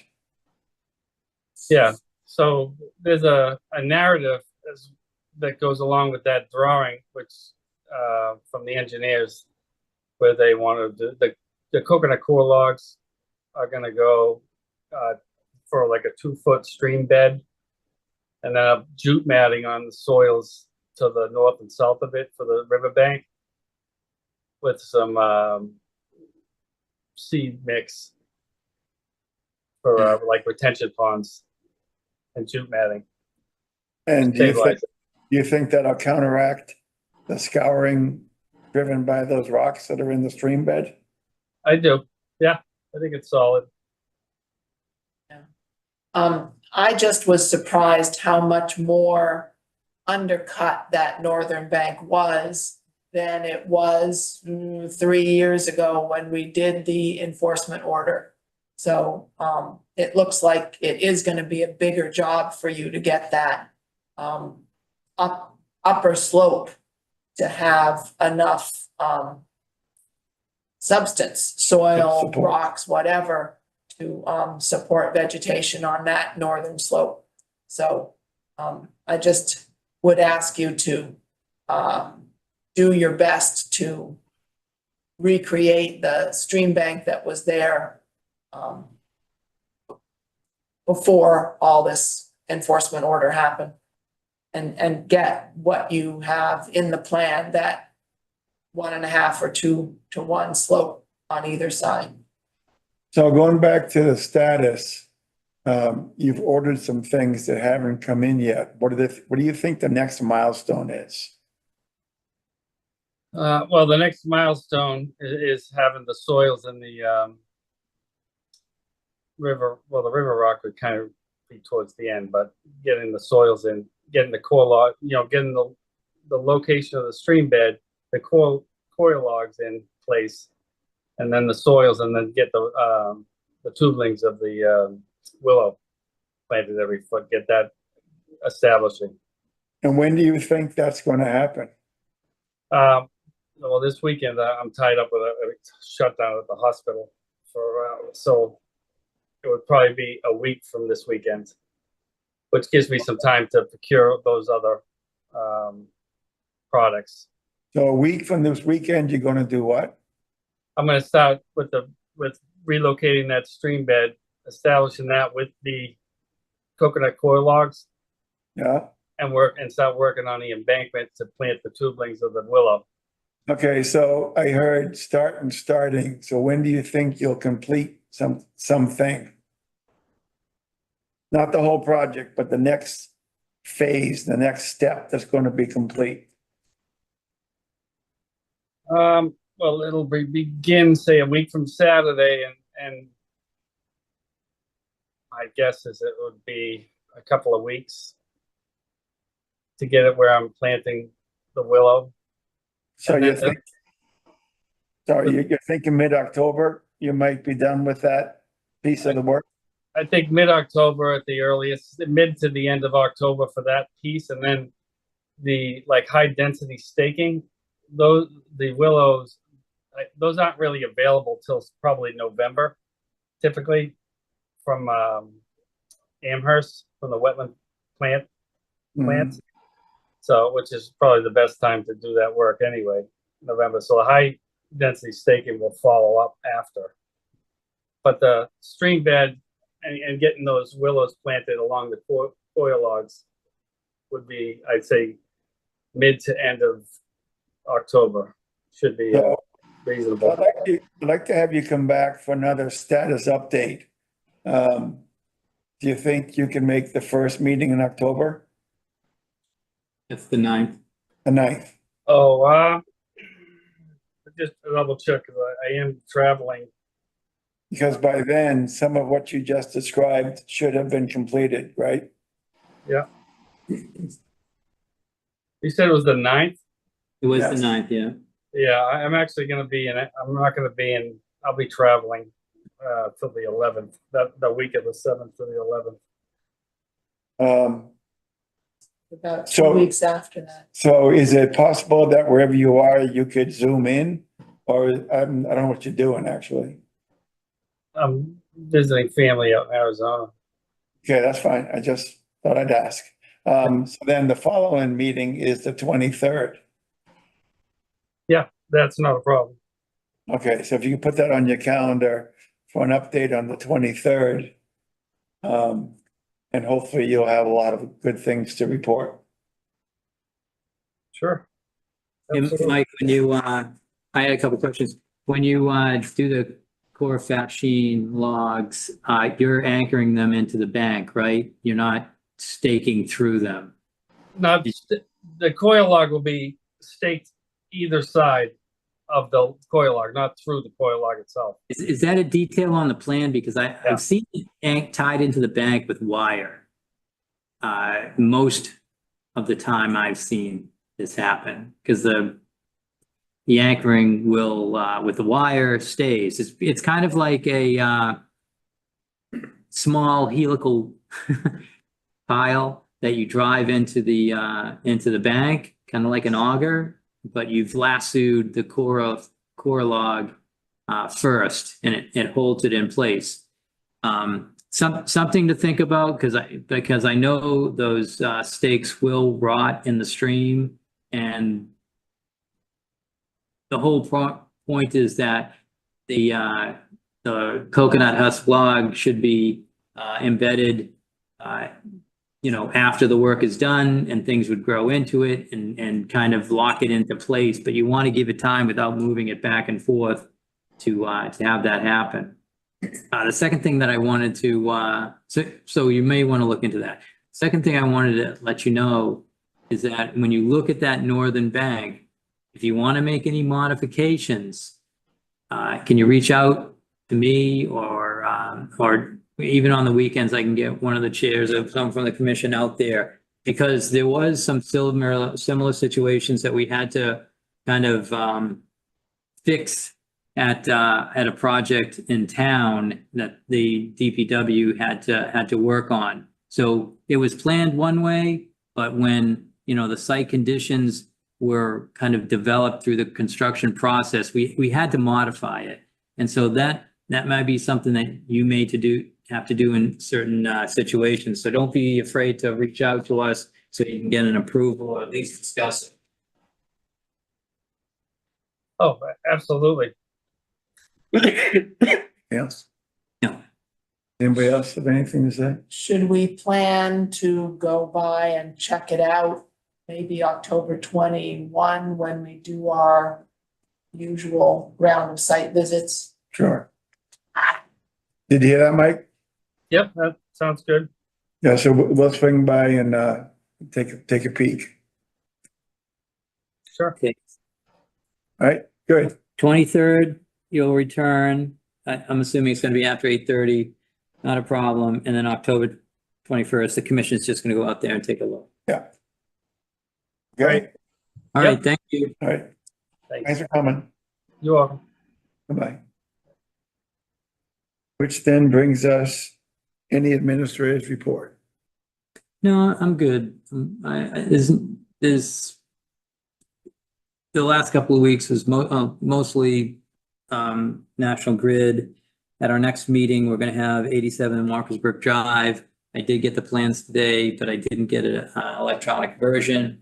I got those tomorrow. I'll put them up. I did talk to the engineering department. They will review the plans and write a memo with their thoughts on that.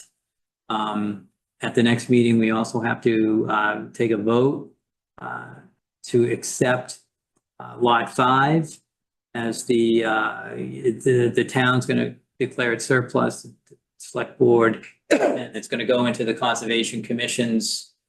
We're gonna accept it, and the reason why we're gonna accept it is because we give it Article 97 status, and it's protected and in perpetuity at that point.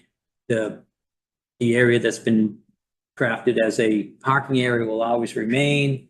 If improvements happened in that area, then that's fine. But I think the only improvements that were thought about would be the porta potties. And so those are the, What about stairs up the back that's been talked about? yeah, so that's on the DPW's list. They're gonna keep it on their list and they hope to get it done. There's a couple of things. So it's a DPW is gonna do those stairs before winter. The erosion that's between Stroud Ave and this parking lot is also gonna be taken care of. They have a couple of ideas. I had a couple of ideas, but we're gonna try it again to try to prevent that erosion. But nothing's gonna happen until then. There's a tree halfway down the path that's just right underneath the wires. And so RMLD wanted to do some tree trimming out there. I asked them to specifically look at that tree. I wanted it gone. Matt from the DPW, from the RMLD also said they would want it gone just because of where it's growing. And so if Mike Hanford agrees, it can be taken out of there. So hopefully that happens, because what it does is our ADA path is kind of like almost, it's not really ADA, but it's more than 42 inches wide. But it has a tree in the center of it in one spot. And so we could get rid of that tree. And the tree is underneath the wire. So it's very opportunistic request. Anything else? That's it. Okay, on to approving minutes. We have a list to approve. First of all, 6/26. Is there any reason not to approve those? Speak now, forever hold your peace. I haven't seen them yet. Yeah, I just thought I would ask. I was gonna say those are almost done. I probably need another 2 meetings. Let's see if I can get it done the next meeting. Okay, note to self, never gonna see those. Better That's probably true. not be true. Okay, the next one. Get a summer intern, maybe that'll happen. July 10th. Any reason not to approve those? Has everybody has read them? All right, all comments been submitted. Anything you want to bring up here? I did spell one of the applicants' names wrong, but I got it right in the next meeting. Okay, so can we approve that? Can I have a motion to approve Yes. July 10th?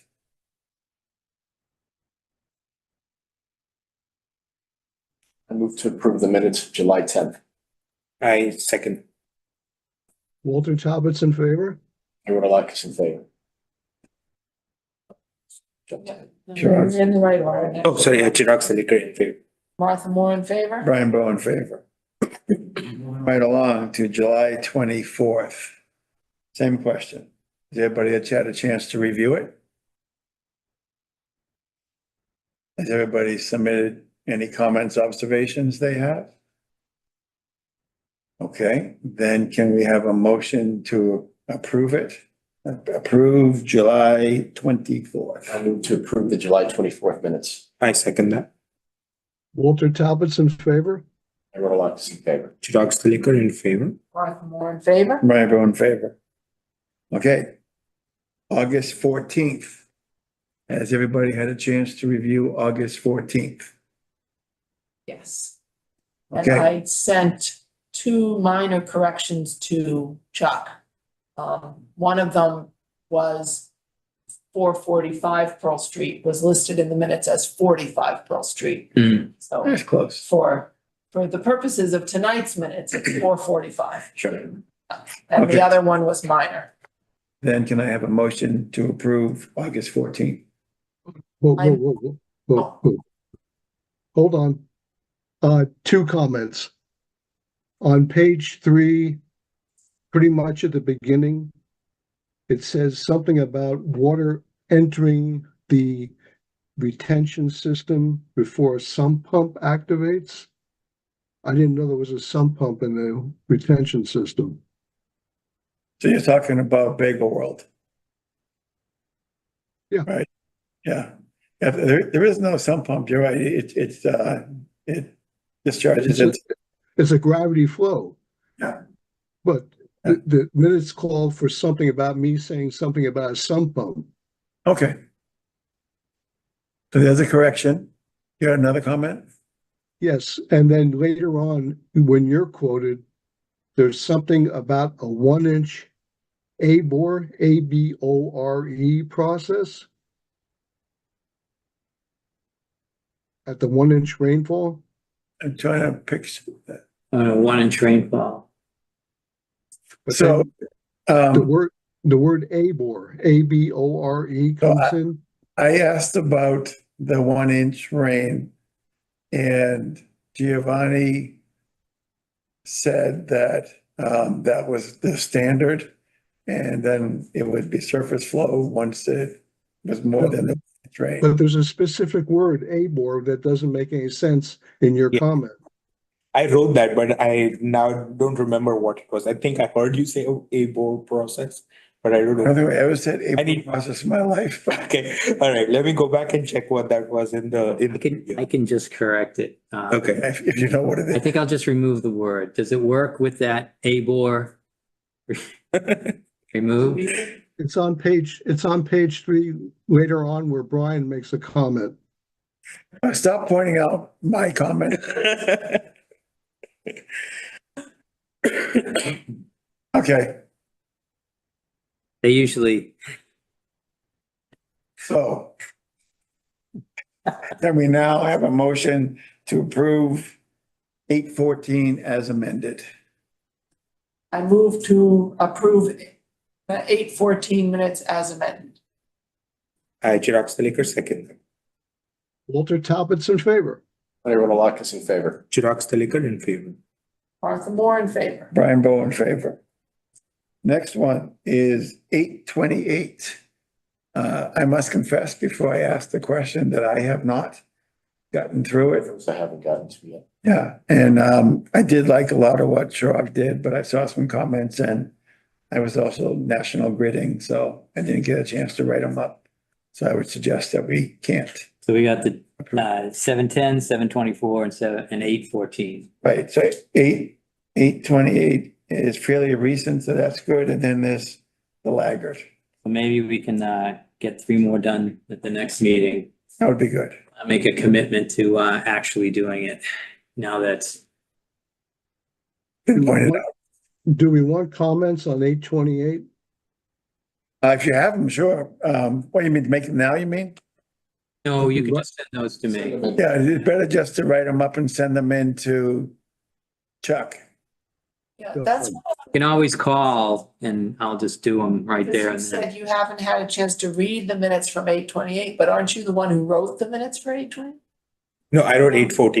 You Oh, wrote 8:14. I Yeah. gave you my notes and you wrote the minutes for 8:28 based on my notes. okay. Well, then there's a good chance that I read them since I wrote them. Right. I mean, the odds are that's bizarre. So is it the 8:14 minutes that you might not have actually read? Should we revisit 8:14? That's some comments you mentioned. Yes, that would be good if we undid the approval, because I did see some comments. I didn't get a chance to write them up. Ah, Move to reopen the 8:14 minutes for revision. I, Chirag Stalicker, second that. Walter Talbot's in favor. Tony Rodalakis in favor. Chirag Stalicker in favor. Martha Moore in favor. Rainbow has to be. A generic question, if I may. Are we supposed to put down for every vote, the person who voted and how they voted? Yes. Yeah, that's the new way. Okay, And because that's that, the one thing that is missing on 8:28, right?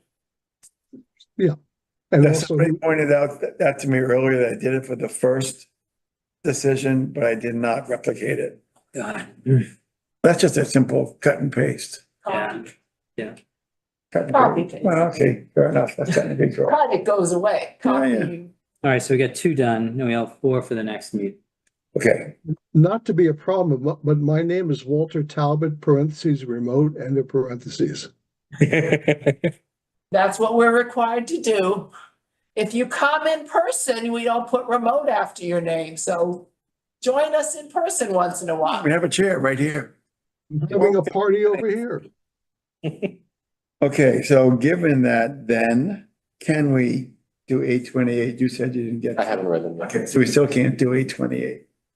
Okay. All right, so having said that.